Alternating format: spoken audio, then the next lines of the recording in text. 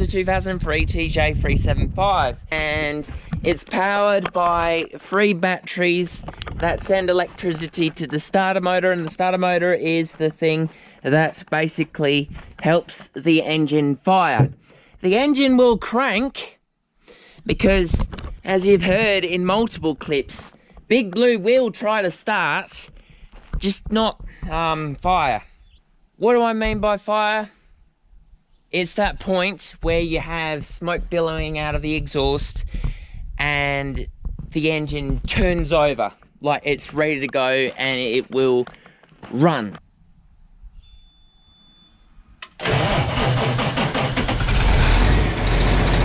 But the engine will not turn over because the starter motor is fried. That's basically what